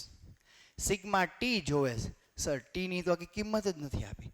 સિગ્મા વાય જોઈએ છે, હાલો સિગ્મા વાય આપી દીધા છે તો કે 270. કઈ કિંમત નથી તમારી પાસે? સિગ્મા ટી નથી, સિગ્મા ટી સ્ક્વેર પણ નથી. સિગ્મા ટી હોય તો સિગ્મા ટી હોલ સ્ક્વેર મેળવો ને. તમને n નું પદ આપી દીધું છે તો n બરાબર કેટલા પદ આપ્યા? 4. તો એની મદદથી ટાઈમ સિરીઝનો ઉપયોગ કરીને તમારે ટી અને ટી સ્ક્વેર મેળવવાનો હોય. કદાચ અહીંયા મેં રોમાં મેળવેલું છે, તમે કોલમ પર કરી શકો. n બરાબર 4 છે એટલે 1 2 3 4 એનો સરવાળો કેટલો થાય 10. તો એને કહેવાય સિગ્મા ટી. એના ઉપરથી શું મળે તો કે ટી બાર મળે. ટી બારનું સૂત્ર શું છે? Sigma T upon n. n કેટલો હશે 4, 10 ને 4 વડે ભાગો ટી બાર કેટલો મળ્યો 2.5. હજી આપણે સિગ્મા ટી સ્ક્વેર જોઈએ. 1 નો સ્ક્વેર 1, 2 નો સ્ક્વેર 4, 3 નો સ્ક્વેર 9, 4 નો સ્ક્વેર 16, 1 વત્તા 4 વત્તા 9 વત્તા 16 એટલે સિગ્મા ટી સ્ક્વેર તમને મળવા પાત્ર થાય 30. તો સિગ્મા ટી સ્ક્વેર અહીંયા કેટલો આવશે 30 આવશે. સિગ્મા ટી કેટલો છે 10 એટલે એ આપણે અહીંયા મૂકી શકશું, 10 નો સ્ક્વેર મૂકી શકશું. હા સર હવે આવડે. એટલે મેઇન વસ્તુ છે કે સિગ્મા ટી ના આધારે ટી બાર પ્રાપ્ત કરવો અને સિગ્મા ટી મેળવો. જો તમને અહીંયા ટી મળી ગયો હોય સિગ્મા ટી, પછી ટી બાર અને સિગ્મા ટી સ્ક્વેર, તો આ દાખલો તમને આવડ્યો જોઈએ. જો આ પદ નથી મળ્યા તો મિત્રો તમને આમાં માર્ક્સ મળવા પાત્ર ન થાય. તો અહીંયા તમારો બી નો આન્સર બનશે 11.8, એ નો આન્સર બનશે 38 અને વાય કેપ બરાબર એ પ્લસ બી ટી લખતા વાય કેપ બરાબર 38 વત્તા 11.8 ટી એમ ફાઇનલ તમે સંબોધન કરેલ હોવું જોઈએ. ત્યારબાદ છે 46મો પ્રશ્ન. સોરી. કોઈ પણ વર્ષના ઓગસ્ટ માસના એટલે કે 31મો મહિનો, હા મને ખાસ યાદ જ છે કારણ કે ઓગસ્ટ મહિનાની જ છેલ્લી તારીખ એટલે કે 31 તારીખે જ મારો બર્થ ડેટ છે. કે સર તમને કેમ ખબર કે ઓગસ્ટમાં 31 થયો? ખાસ આમ 4 મંથ છે ને એ ઓકવર્ડ છે, કે જેને 31 થયા હોય, ઘણા વેઢા ગણતા હોય, એ રીતે ગણતા, કોઈ પણ રીતે તમે તમારી રીતે યાદ રાખી શકો છો. પણ મેં એવી રીતના એક શોર્ટકટ આપેલી છે વિદ્યાર્થીઓને, કે જાન્યુઆરી અને ડિસેમ્બર, પહેલો અને છેલ્લો મહિનો ઓગસ્ટ, પહેલો અને છેલ્લો મહિનો જાન્યુઆરી અને ડિસેમ્બર 31 હોય છે. જુલાઈ અને ઓગસ્ટ એ બે બાજુમાં આવીને 31 હોય છે. અને ઓગસ્ટ મહિનામાં 31 દિવસો આવે છે. 31 દિવસોમાં 5 મંગળવાર આવે એની સંભાવના કેટલી? 31 દિવસો, કુલ દિવસો કેટલા? 31. 31 દિવસોમાં આખા અઠવાડિયા કેટલા આવે? તો કે 4 અઠવાડિયા આવે. તો કે 7 ચોક 28, 7 ચોક 28 દિવસ થાય. હવે ટોટલ દિવસ કેટલા? 31. તો 29, 30 ને 31, તો 3 દિવસ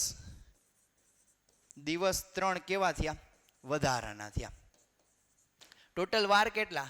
7, રવિથી લઈને શનિ, તો એ 3/7 એ તમારો જવાબ આવે મિત્રો. પણ આ રીતે નથી લખવાનું, વ્યવસ્થિત રીતે રજૂઆત હોવી જોઈએ, કારણ કે 3 માર્ક્સનો પ્રશ્ન છે. જ્યારે મિત્રો 1 દિવસ વધારાનો હોય ને ત્યારે 1/7 સંભાવના આવે. જ્યારે 2 દિવસ વધારાના હોય ને તો 2/7, અને 3 દિવસ વધારાના હોય ને 3/7. જ્યારે પણ આવે લીપ યર હોય, લીપ યર ન હોય, ત્યારે મિત્રો મેં તમને હંમેશા કીધેલું કે 3 આન્સર સિવાયના એક પણ આન્સર બહારના ન હોઈ શકે. કે 1/7 હશે, કે 2/7 હશે, કે તો 3/7. આ 3માંથી જ કોઈક આન્સર હશે. એમાંનો આન્સર તમારી સામે 3/7 આવે છે. કઈ રીતે આપણે જોઈએ? અઠવાડિયા ઓગસ્ટ માસમાં કેટલા દિવસો છે? 31 દિવસોમાં 4 અઠવાડિયા કેવા હશે? પૂરેપૂરા. એટલે 4 ગુણ્યા 7 એટલે 28 દિવસ થયા. એટલે 7 દિવસ આખા એવા 4 અઠવાડિયા, દરેક વાર 4 વખત તો આવી જ ગયા. એટલે કે એમાં 4 મંગળવાર તો આવી જ ગયા. 3 દિવસ વધારાના થયા. તો એ 3 દિવસોમાં એક વાખાર, દરેક વાર એક વખત આવે, એટલે કે કુલ 4 અઠવાડિયા 4 વખત. એ તો અહીંયા થઈ જ ગયું. પણ એ 3 દિવસો વધારામાં કયા 3 વાર હોઈ શકે એની સંભાવના છે. નિદર્શ અવકાશ. જો રવિ, સોમ, મંગળ હોઈ શકે, અથવા રવિવાર ન હોય તો સોમ, મંગળ, બુધ હોઈ શકે. સોમવાર ન હોય તો મંગળ, બુધ, ગુરુ હોઈ શકે. મંગળવાર ન હોય તો બુધ, ગુરુ, શુક્ર હોઈ શકે. બુધવાર ન હોય તો ગુરુ, શુક્ર, શનિ હોઈ શકે. ગુરુવાર ન હોય તો શુક્ર, શનિ, રવિ હોઈ શકે. શુક્રવાર ન હોય તો શનિ, રવિ ને સોમ હોઈ શકે. હવે આમાં મંગળવાર કેટલી વાર આવ્યો? આપણને મંગળવાર કીધું ને, હાલો 1, આ 2 અને આ 3 વખત મંગળવાર જોવા મળ્યો. આ ટોટલ સંભાવના કેટલી થઈ? n = 7. એમાં મંગળવાર આવતો એવો એક, આ 2 અને આ 3 વખત, એમાં મંગળવાર તમને જોવા મળે છે. એટલે કે તમારો આન્સર બને 3/7. મેં પહેલાં જ તમને વ્યવસ્થિત શોર્ટકટમાં કહી દીધું હતું. પછી વ્યવસ્થિત આન્સર રજૂઆત થયેલો હોવો જોઈએ. ચાલો નેક્સ્ટ 47મો પ્રશ્ન છે. કોઈ તહેવારના દિવસોમાં શાક માર્કેટમાં બટાટાના ભાવ વધે એની સંભાવના તમને આપી છે 0.8. ડુંગળીના ભાવ વધે એની સંભાવના આપી છે 0.7. બટાટા અને શબ્દ છે, જોજો ગુણાકાર એટલે કે છેદ ઘટના આપી છે. બટાટા અને ડુંગળી બંનેના ભાવ વધે એની સંભાવના છે 0.6. તો આ ઘટનાને આપણે P of A કહી શકીએ, આ ઘટનાને આપણે P of B કહી શકીએ, અને આ ઘટનાને આપણે P of A છેદ B ઘટના કહી શકીએ. તો બટાટા અને ડુંગળી બેમાંથી ઓછામાં ઓછા એકના ભાવ વધે. જો ઓછામાં ઓછી એક ઘટના બને, ઓછામાં ઓછી એક ઘટના બને, ઓછામાં ઓછા એવો શબ્દ આવી જાય એટલે પછી સંભાવનાનો સરવાળાનો નિયમ લાગુ પડે. આ કોઈ શરતી સંભાવના નથી મિત્રો. સંભાવના સરવાળા નિયમ છે, 2 ઘટના છે, સરવાળાનો નિયમનું સૂત્ર બને P of A યોગ B બરાબર P of A વત્તા P of B minus P of A છેદ B. તો આ 3 પદનો સૂત્રના આધારે ઉપયોગ કરી મિત્રો આન્સર મેળવે. P of A બટાટાના ભાવ વધેની સંભાવના 0.8. ડુંગળીના ભાવ વધેની સંભાવના P of B 0.7. બટાટા અને ડુંગળી બંનેના ભાવ વધેની સંભાવના P of A છેદ B 0.6. જો આ કદાચ એવું બંને પૈકી એકના ભાવ વધે તો યોગ ઘટના થઈ જાય. આ બંને કીધું છે એટલે છેદ ઘટના. તો A યોગ B આપણે ગોતવાનું. સૂત્ર બનશે P of A વત્તા P of B minus P of A છેદ B. તો P of A ની કિંમત થશે 0.8, P of B ની કિંમત થશે 0.7 અને P of A છેદ B ની કિંમત થશે 0.6. ત્યારબાદ મિત્રો આપણે આગળનો ક્વેશ્ચન જોઈએ. તો ક્વેશ્ચન નંબર છે 48. જે ટેક્સ્ટબુકનો જે સ્વાધ્યાયનો 1.5ની અંદરનો ક્વેશ્ચન છે એ ક્વેશ્ચન અહીં તમારી સામે બેઠો આપેલો છે. થોડો ઘણો પ્રશ્ન જોઈ, બાકી આન્સર અહીં તમારી સામે ડિસ્પ્લે કર્યો છે, જે તમે તમારા આન્સર સાથે મેચ કરશો. આપણે વધારે સમય ન લેતા આપણે આગળના પ્રશ્નોનું સોલ્યુશન કરશું. એક મત વિસ્તારમાં 4979 મતદાર છે, એટલે કુલ મતદારોની સંખ્યા n બરાબર કેટલી છે? તો કે 4979. એમાં પુરુષ અને સ્ત્રી ઉમેદવાર છે, જે પક્ષ એ ને સપોર્ટ કરનાર વ્યક્તિ છે અને પક્ષ બી ને સપોર્ટ કરનાર વ્યક્તિ છે. પુરુષો પક્ષ એ ને સપોર્ટ કરતા એવા કેટલા છે? 1319. સ્ત્રીઓ પક્ષ એ ને સપોર્ટ કરતી હોય કેટલી છે? 1118.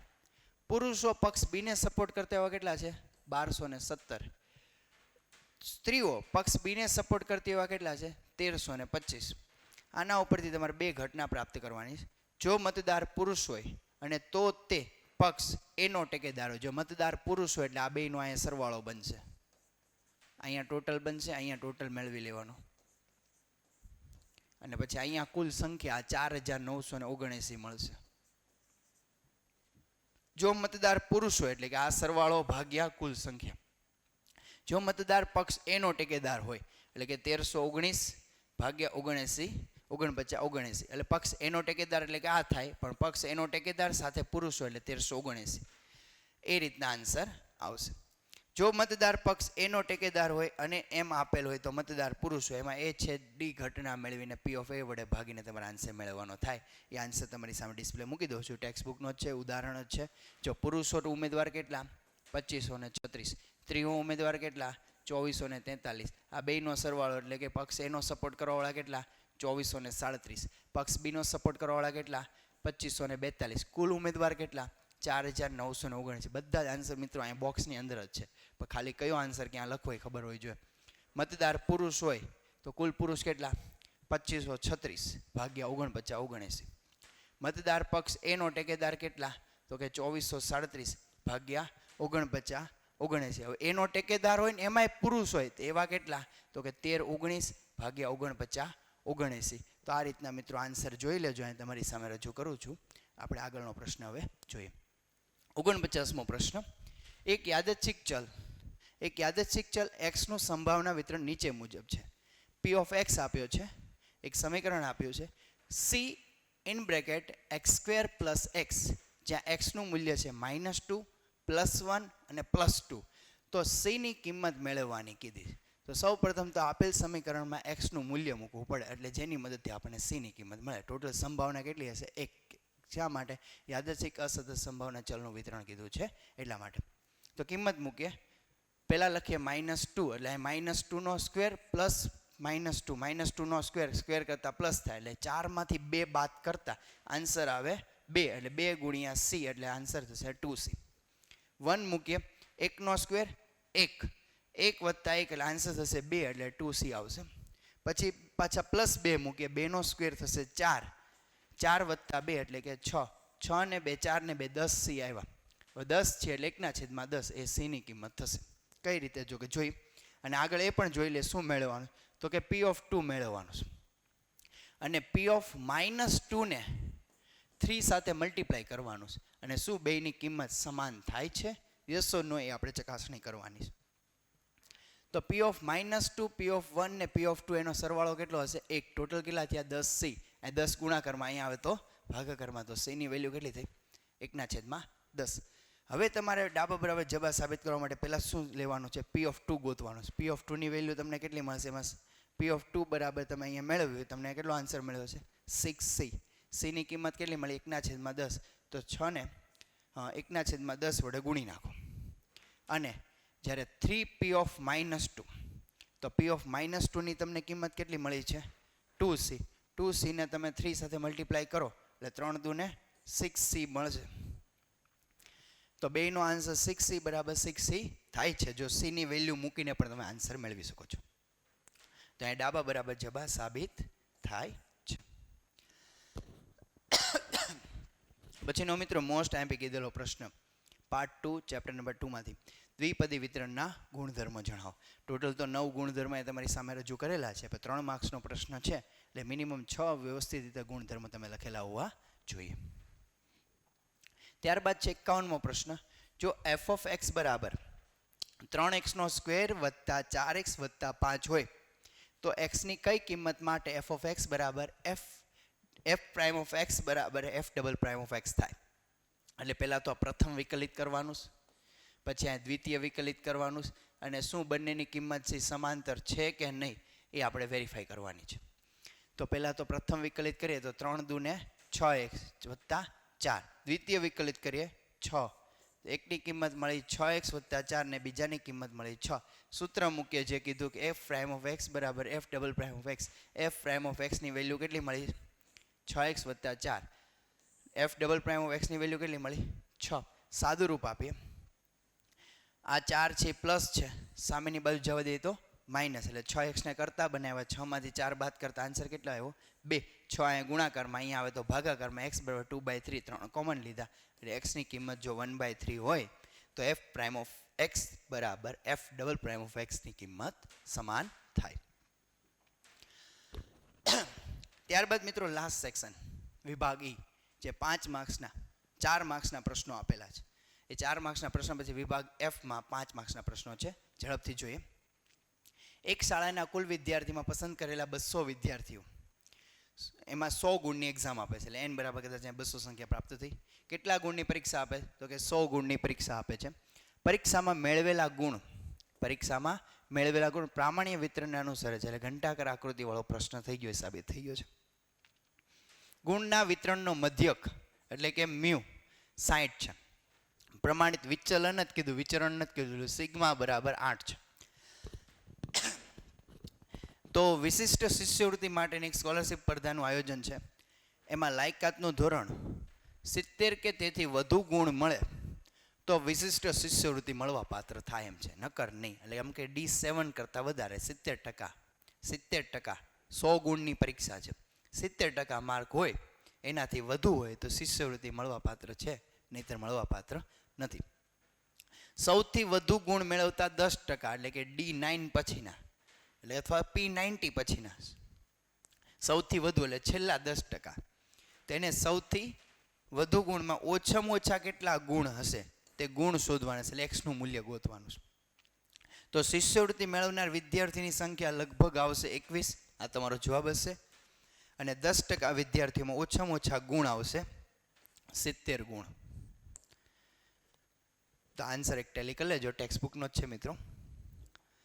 ત્યારબાદ 53મો પ્રશ્ન એ પણ પ્રામાણ્ય વિતરણનો છે. બંને ઉદાહરણ જ લીધેલા છે. 1000 વ્યક્તિઓને એક સમૂહમાં વ્યક્તિઓની ઊંચાઈ અવલોકનોનો મધ્યક એટલે કે મ્યુ બરાબર 165 કીધા છે. મ્યુ બરાબર 165, વિચરણ કીધું છે. સિગ્મા સ્ક્વેર બરાબર 100, તો સિગ્મા બરાબર કેટલા થશે? 10. આ વ્યક્તિઓની ઊંચાઈનું વિતરણ પ્રામાણ્ય વિતરણને અનુસરે છે. આ માહિતી પરથી ત્રીજો દશાંશક એટલે કે D3 પ્રાપ્ત કરવાનો. 30% ક્ષેત્રફળ, ડાબી બાજુ જે 50% છે એમાંનો 30%, ડાબી બાજુનો 30% ક્ષેત્રફળ બનશે. એટલે 0.5 માંથી 0.3 બાદ કરતા 0.2000 કિંમત આવે અથવા 0.2 કિંમત આવે. ઊંધી રિવર્સ સિસ્ટમથી 2000નું નજીકનું ક્ષેત્રફળ, 2000 કરતાં ઓછી કિંમત, 2000 કરતાં વધુ કિંમત, એ બંને કિંમતની એવરેજ કાઢશો એટલે તમને ઝેડની કિંમત પ્રાપ્ત થશે. અને ઝેડની કિંમતને પ્રાપ્તના આધારે તમે x1નું મૂલ્ય મિત્રો પ્રાપ્ત કરી શકશો. અને પછી કીધું છે 60મો શતાંશક એટલે કે P60 અથવા D6.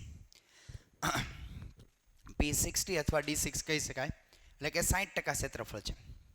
ડાબી બાજુનું 50% તો લેવાનું જ છે, જમણી બાજુનો 10% પ્રદેશ લેવાનો છે. એટલે કે ડાબી બાજુનું 0.5000, જમણી બાજુનું 1000, જમણી બાજુ ટોટલ છે કેટલું? 0.5000 માંથી 0.1000 બાદ કરતા તમને 0.4000 પ્રદેશ મળે. એ 0.1000ની કિંમતના આધારે તમને ઝેડની કિંમત પ્રાપ્ત થશે. એમાં પણ રિવર્સ સિસ્ટમ લેવી પડશે. તો અહીંયા મિત્રો ત્રીજો દશાંશક એટલે કે 30% વ્યક્તિની ઊંચાઈ, એક્સનું મૂલ્ય 159.75 અને 60મો શતાંશક એટલે કે 60% વ્યક્તિની ઊંચાઈ 167.55 સેમીથી ઓછી હશે, એવું તમને આન્સર મળવા પાત્ર થશે. ત્યારબાદ મિત્રો 54મો પ્રશ્ન છે, લક્ષ ચેપ્ટરમાં રૂટવાળો છે, કરણીવાળો દાખલો જે તમે કહો છો તે. Limit x tends to under root of x plus 7 minus 3 divide by x minus 2ની કિંમત શોધો. તો અંશવાળું જે રૂટવાળું પદ છે એને અંશ અને છેદ બંને વડે આપણે ગુણીશું. ગુણતી વખતે સાઇનમાં ફેરફાર થાય મિત્રો, તમને ખ્યાલ છે. તો હવે x minus x plus 7 minus 3 x plus 7 minus 3 એનું પદ ગુણાકાર ડબલ પદ થઈ જશે. અહીં 3નો ગુણાકાર થઈ જશે, 3નો સ્ક્વેર 9 થાય, રૂટનું પદ કૂડી જશે એટલે x પ્લસ 7 માઇનસ 9 વધશે. 7 પ્લસ 9 માઇનસ મોટા પદની નિશાની એટલે અંશમાં આવશે x માઇનસ 2. છેદની વાત કરીએ, x માઇનસ 2 x માઇનસ 2 છે અને અંશ, અને અહીંયા એક મિસ્ટેક છે મિત્રો, લખવામાં ભૂલ થયેલ છે આન્સર કીમાં. x પ્લસ 7 અંશમાં આવ્યા અને અહીંયા પણ આવશે under root of x plus 7 minus 3 અને એ જ પદને આની સાથે ગુણતા પછી તમારા બે પદ આ રીતે બનશે. અને એ બે પદનો તમારે કોઈ સામાન્ય લેવાના જ નથી, ઠેઠ સુધી એમને જ રહેવા દેવાના છે. હવે છે અંશમાં આવ્યો x માઇનસ 2, પછી આ x માઇનસ 2 કટ થશે, અંશમાં કાંઈ નથી વધતું એટલે શું વધશે? 1. 1ના છેદમાં under root of x plus 7 plus 2, જ્યાં x ની કિંમત શેની નજીક કીધી છે?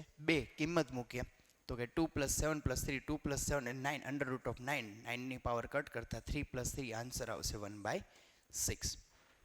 આ એક મિસ્ટેક છે, થોડુંક જોઈ લેજો, તમને ખ્યાલ હશે. ત્યારબાદ 55મો પ્રશ્ન છે. મેં તમને કીધેલું છે મિત્રો કે ન્યૂનતમ મહત્તમ વાળી કિંમત વાળો દાખલો હશે જ, જે તમારી સામે છે. f of x બરાબર 2x cube plus 3x square minus 12x minus 4 ની મહત્તમ ને ન્યૂનતમ કિંમત શોધો. આમાં 6 સ્ટેપ મેં તમને કીધેલા, એ 6 સ્ટેપને ધ્યાનમાં રાખીને તમારે કિંમત મેળવવાની થાય. પ્રથમ સમીકરણ શીરો જાતે ગુણીને અવયવ પાડીને x ની બે કિંમત પ્રાપ્ત કરશો. એ x ની બંને કિંમત દ્વિતીય વિકલિતમાં મૂકશો. દ્વિતીય વિકલિતમાં તમને બેનો આન્સર મળે. એ આન્સર પરથી લઘુત્તમ અથવા મહત્તમ, ન્યૂનતમ મહત્તમ કિંમત નક્કી કરશો. અને એ ન્યૂનતમ મહત્તમ કિંમત તમે પ્રશ્નમાં વિકલિતમાં પ્રથમ પ્રશ્નમાં f of x અથવા તો y તરીકે જે તમને પ્રશ્ન આપેલો છે એમાં કિંમત મૂકતા વિરુદ્ધ નિશાનીવાળો આન્સરના આધારે તમે મહત્તમ અને ન્યૂનતમ કિંમત નક્કી કરી શકશો. તો 2x plus 3x square minus 12x minus 4 એનું વિકલિત સાદુરૂપ આપીએ તો આ બંને પદ છે 2x cube plus 3x square minus 12x minus 4. તો એનું પ્રથમ વિકલિત કરીએ તો 3 દુ ને 6x નો સ્ક્વેર, 3 દુ 6x, 12x નું 12, આચળ સંખ્યા છે એટલે કેવું થઈ જશે? 0. સ્થિર કિંમત માટે f પ્રાઇમ ઓફ x બરાબર શું તમારે ધારી લેવાનું છે? 0 ધારી લેવાનો છે. તો 6x square plus 6x minus 12 બનશે. આમાંથી 6 કોમન લેતા x square plus 6x minus 12 આવશે. અવયવ પાડતા તમને x પ્લસ 2 ને x માઇનસ 1 બરાબર 0 થશે. પ્લસની નિશાની સામે જતા માઇનસ બને એટલે x બરાબર માઇનસ 2 મળશે અને x બરાબર પ્લસ 1 મળશે. આ બંને કિંમત તમારે હવે દ્વિતીય વિકલિતમાં મૂકવાની રહે. દ્વિતીય વિકલિત પહેલાં તો પ્રથમ જે વિકલિત તમને મળ્યું એ શું મળ્યું? તો કે 6x square plus 6x minus 12, તો 6 દુ ને 12x, 6x નું શું વધશે? 6 અને 12 કેવી છે? અચળ સંખ્યા. આન્સર શું થઈ જશે? 0. હવે એમાં તમને જે x બરાબર માઇનસ 2 આપ્યા છે એના આધારે કિંમત મૂકીએ. 12 દુ ને માઇનસ 24 વત્તા 12 દુ ને માઇનસ 24 વત્તા પ્લસ 6 એટલે તમારો આન્સર આવશે માઇનસ 18 લેસ 0. જો માઇનસને આપણે શું કહેશું? મહત્તમ, અને પ્લસને આપણે શું કહેશું? ન્યૂનતમ. પછી છે 1, 12 એકા 12, 12 ને 18, પ્લસને આપણે કહેશું ન્યૂનતમ. હવે જે પ્લસની કિંમત આવી છે x બરાબર 1, એના આધારે f of x ની ન્યૂનતમ કિંમત આન્સર આપ્યો છે. આન્સર તમારી સામે છે કે x બરાબર ધારણા કરી છે અને 100 વડે ભાગેલો છે. અને u અને v વાળું સૂત્ર મૂકીને તમારો સંબંધ અહીંયા મિત્રો આવશે 0.45. ત્યારબાદ 58મો પ્રશ્ન, એ પણ સહસંબંધ છે. એમાં કિંમત આપી છે 170, 169, 168. આ મિત્રો સ્વાધ્યાયનો તે x માઇનસ x બાર વાળી રીત શરૂઆત થાય છે ત્યાંથી આ પહેલો જ દાખલો ઉપાડી લીધો છે.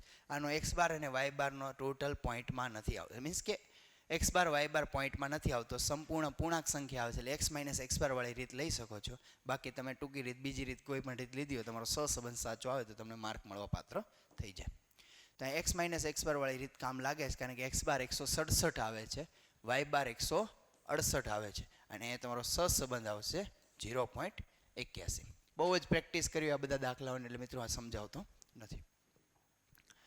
એક સમૂહમાં વ્યક્તિઓની માસિક આવક આપી છે, માસિક ખર્ચ આપ્યો છે અને તેનો સંબંધ જાણવા માટે સમૂહમાંથી 7 વ્યક્તિઓ પસંદ કર્યા છે. n બરાબર 7 છે અને નિદર્શની માહિતી છે અને આ પરથી નિયત સંબંધ રેખાઓ મેળવવાની કીધી છે. અને એમાં છેલ્લે 75,000 આન્સર મૂકવાનો કીધો છે એટલે x બરાબર છેલ્લે આપણે ફાઇનલ આન્સરમાં 75 મૂકીને ચેક કરવાના છે. જોઈ લઈ કિંમતો તો તૈયાર છે. x અને y ટૂંકી રીત મેં લીધેલી છે. યુ સ્ક્વેર મેળવ્યો છે, વી સ્ક્વેરની જરૂર નથી કારણ કે બીના સૂત્રમાં વીના સ્ક્વેરની જરૂર પડે ને બીનું સૂત્ર મૂક્યું છે અને બીની આપણને અહીંયા કિંમત મળે 0.5962, જેને આપણે રાઉન્ડ ફિગર કર્યું છે 0.60 અને એની કિંમત મળે છે 15.77. સમીકરણ મૂકીએ છીએ અને x બરાબર 75 મૂકીએ છીએ એટલે ફાઇનલ જવાબ આવે છે 60.77,000. જો તમને આ આન્સર મળી ગયો તો 5માંથી 5 માર્ક પ્રાપ્ત થાય.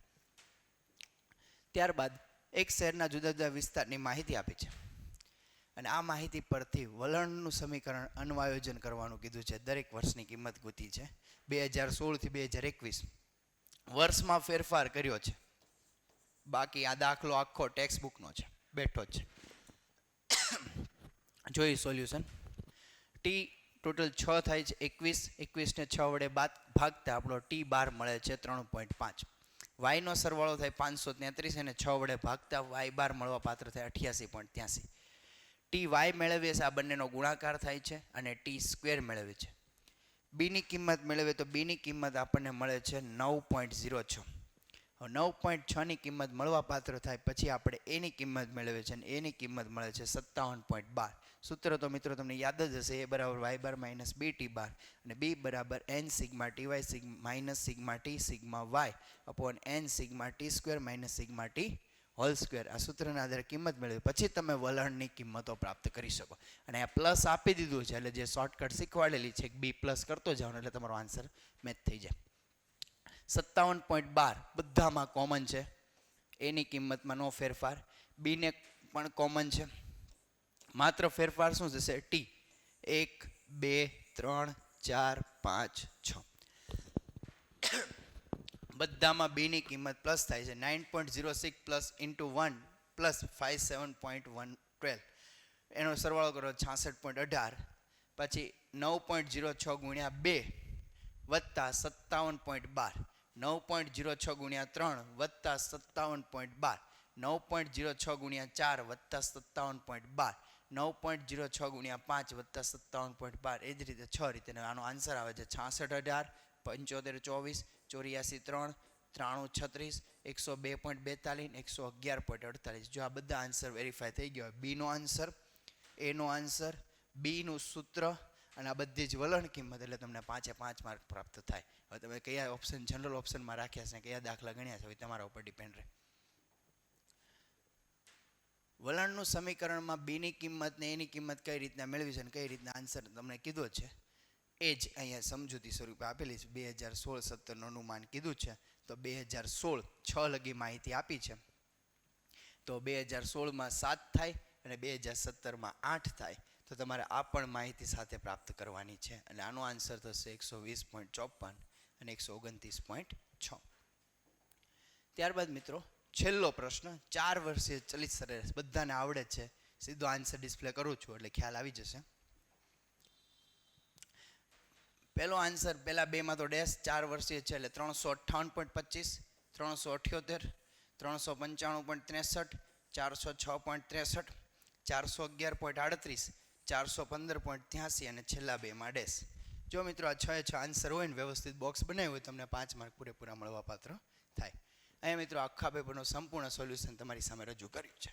જો વિદ્યાર્થી મિત્રો આપને વિડીયો પસંદ આવ્યો હોય તો વિડીયોને લાઇક કરજો અને તમારા લગતા જે કંઈ ફ્રેન્ડ્સ હોય 12th કોમર્સમાં અભ્યાસ કરતા હોય અને સ્ટેટનો પેપર સોલ્વ કરવા માગતા હોય એવા વિદ્યાર્થીના વિડીયો શેર કરશો. થેન્ક યુ, ધન્યવાદ.